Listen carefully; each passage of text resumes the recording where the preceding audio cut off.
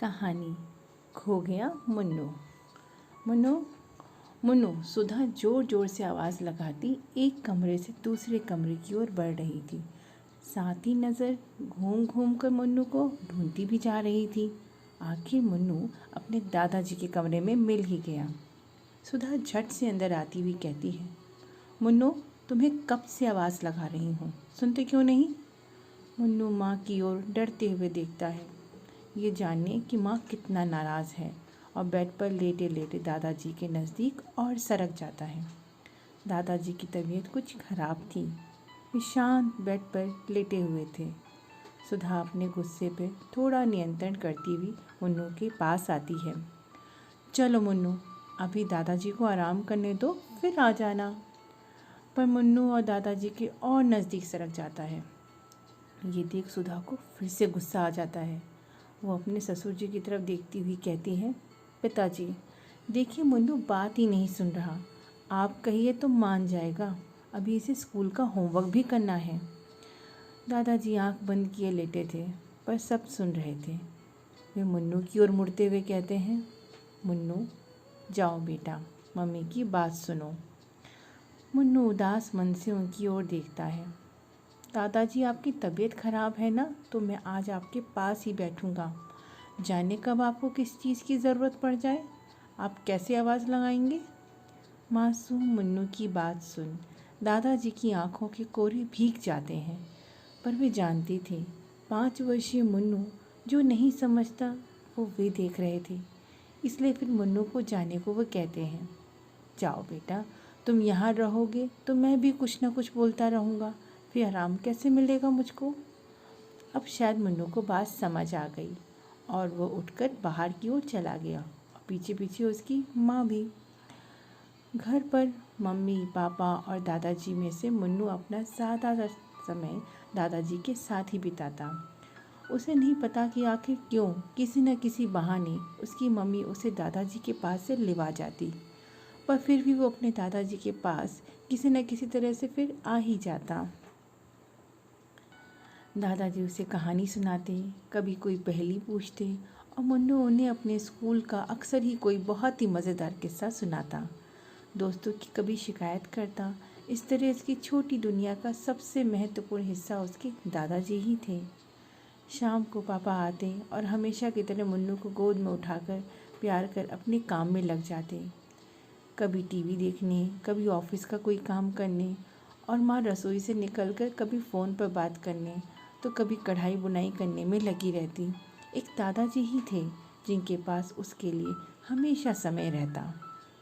मुन्नू रात होते खाना खिलाकर सुला दिया जाता, क्योंकि सुबह उसे स्कूल के लिए जल्दी जो उठना होता।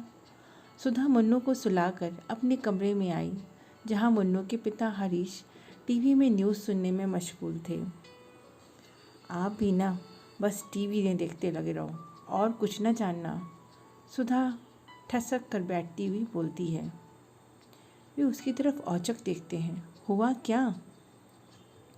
मुन्नू बस बीमार ही होने वाला है, सुधा बोलती है। ये सुनते हुए चौंक जाते हैं और औचक उसकी ओर देखते ही रह जाते हैं।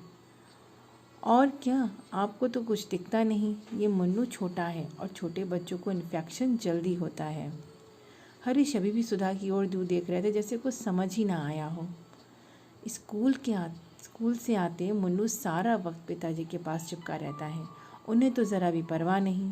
पर आप तो समझो, अब आए दिन कुछ न कुछ बीमार रहते हैं, कभी खांसी, कभी थूक उगलते रहते हैं। मुन्नू उनके संग रहेगा तो क्या बीमार नहीं पड़ेगा? सुधा अपनी बात जोश में कह गई। क्या बात करती हूँ, तो हम कैसे मना कर सकते हैं एक ही घर में रहते हुए मुन्नू को उनके पास जाने से? हर्ष लापरवाही से अपनी बात कहते फिर काम करने लग जाते हैं। तभी तो कह रही हूँ। फिर वह कहते कहते चुप हो गई। हाँ क्या? नहीं कहूँगी तो अब नहीं कर सकेंगे। क्या बात करती हो, मुन्नू के लिए मैं सब कर सकता हूँ।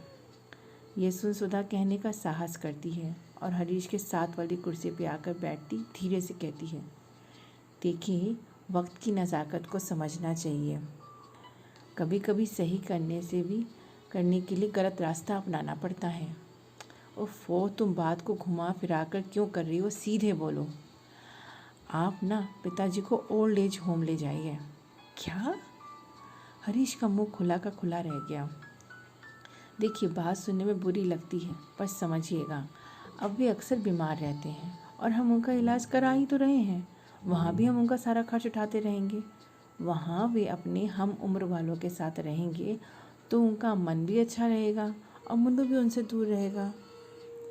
हरीश का मुंह खुला का खुला ही रह गया, पर आखिर उसे सुधा की बात मान ही ली और मुन्नू को बिना बताए वे चुपचाप उनको ओल्ड एज होम छोड़ आए।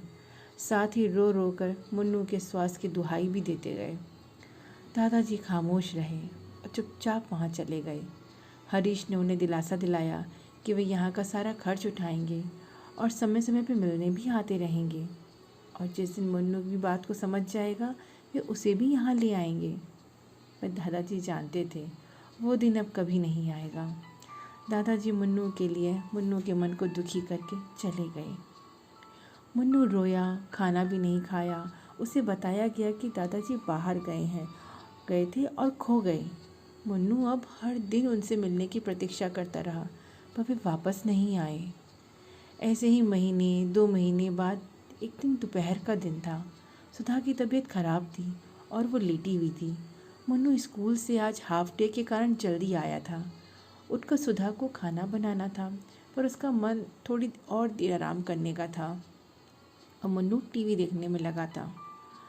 इसको देखते सुधा आखिर नाराज़ हो उठी और उसे थोड़ी देर टीवी बंद करके बाहर खेलने जाने को कहा।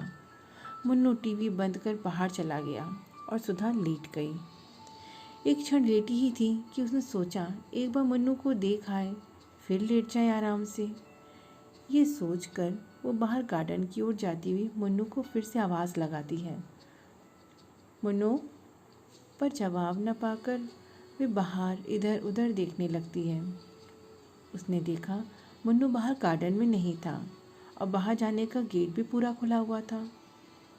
उस पल एकदम से सुधा डर गई। वो पुनः अंदर की ओर भागती हुई आवाज़ दी, मुन्नू, मुन्नू।